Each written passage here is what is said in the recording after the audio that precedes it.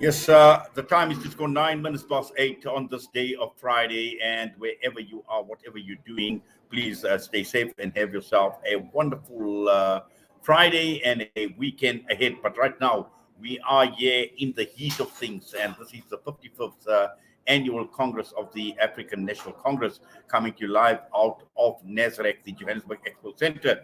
And welcoming my guest this morning, Professor Setulego Matibisi, political analyst.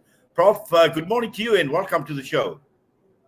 Hi, good morning, Inayet, and good morning to your viewers or listeners. Yeah, well, wonderful. And as I mentioned, I know you're out in Bloemfontein and weather-wise, it's extremely hot in your part of the world. But I don't think it could get any hotter. And looking at the ANC's 55th National Conference that is taking place, how critical or how is this in the history of the ANC, particularly looking at recent developments and where the ANC has come from, Prof? No, it is a very significant moment, not only in the history of the African National Congress.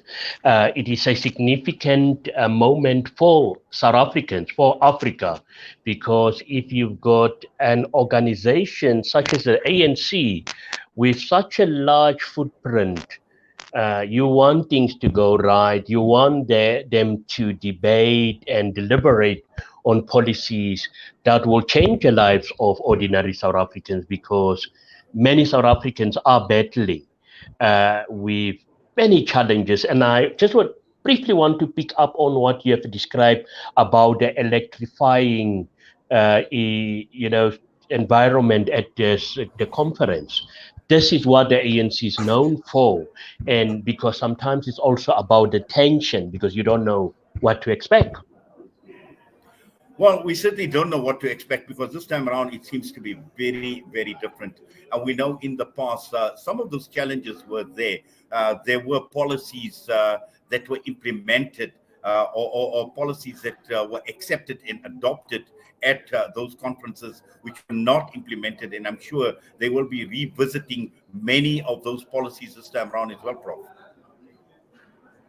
Yes, most definitely. You've got to step aside the rule, the land appropriation bill that the ANC, or policy that the ANC support, but that many, perhaps the critics of President Cyril Ramaphosa, believe that he has not done enough to implement that. So those are the kind of issues that I strongly believe that will dominate some of these policy discussions, but many other key issues such as youth unemployment, it's also a huge crisis, the energy, ESCOM, those are key issues that I strongly believe that the commissions will deliberate on them, and the ANC has to make a pronouncement on that.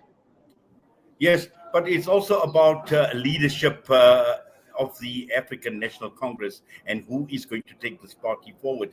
And we know that at this point in time, the ANC is in somewhat of a dilemma. Factionalism is real. I mean, it's opened last night.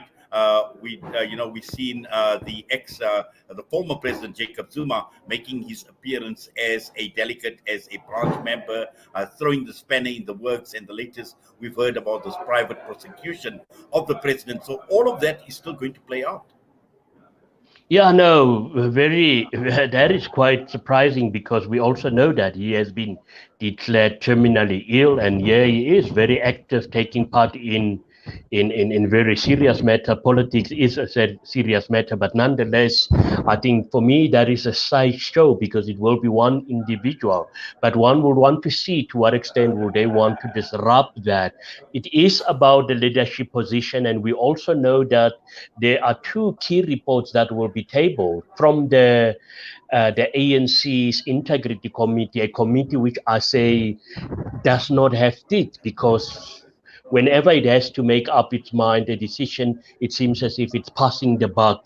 So it will be also very interesting to see how the African National Congress will navigate around that, because we know the two candidates vying for the position of presidency are the ones who are involved, Palafala and the digital vibes there. There's also a possibility that Dr. Nkosi Zuma, the member who voted with the opposition, will this time also be nominated from the floor. But I don't foresee a situation where she will go to the next round. She will, whoever will be nominated from the floor for the presidency position, will definitely not make it to the second round. And for me, I can always say it is in the back for President Cyril Ramaphosa for a second term, unless if something major just disrupt the norm. Well, interesting that you mentioned, and these were the issues I was going to raise with you. Pala Pala versus digital vibes. Is that going to feature very, very prominently at this conference? And at the same time, you mentioned about Dr. Dlamini Zuma as well, the Integrity Commission. There were talks about disciplining her as well. Now, these are going to dominate, some of the discussion in some way or the other, Prof. Yes, most definitely. It comes on the eve of the elective conference that she will be disciplined. But I don't think necessarily this will be discussed. But the issue of discipline in general will definitely be revisited via the so-called step-aside rule, which have also been a hot potato within the African National Congress. And yes, digital vibes, but for me, I think there's been a strategic move, because the digital vibe issue has been coming for some time. And Pala Pala has been a recent thing for the past 6 months. And for the Integrity Committee to take both matters to the conference, for me, that is a strategic move from some people who are very sympathetic to the Ramaphosa camp. And what they want to do, achieve, is to say, if you raise the Pala Pala, it's going to be a tit for tat. Then we raise the digital vibes issue. So it is almost like balancing the balance of forces. But at the end of the day, there had to be a winner. And let us just hope this time around the ANC have learned the lessons, some of these challenges that it is facing, because we are also a couple of months away from a general elective conference. Well, this is going to be an elective conference, and it's about leadership, and it's about who is going to take the African National Congress forward, Prof. And there are certain views with regard to leadership and the future leadership of the African National Congress. And just looking at the youth, for instance, we know with the disbanding of the ANC Youth League. Now, that obviously hasn't created the forum for future leadership. And we've seen what has happened, that many young people, either they are staying out of politics, or they've affiliated with parties like the EFF, for instance, where they are looking for a political home. And looking at where the ANC is at this point in time, we know the top six are going to be elected. But in terms of looking at the organizations itself, its future, and growing and grooming future leadership.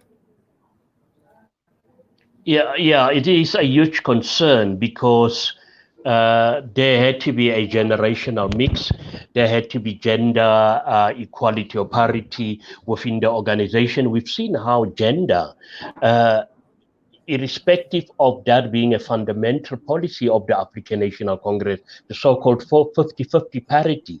This is not what we see. We are seeing with the nomination of the top six, only 2 women, and they are vying for deputy positions within the African National Congress. Nowhere do we see the youth featuring very prominently. Perhaps in the NEC they will feature, but the youth themselves within the African National Congress, as the women, have to be blamed for what is happening in the party, because they have been advancing the dirty tricks of the males within this party. They should demand a clean governance. They should demand that their structures are recognized within the African National Congress, and not just take a back seat and then later come out and say it is the leadership that is not giving them support. It's actually very sad that the ANC is going to a conference without a proper youth league, function operating,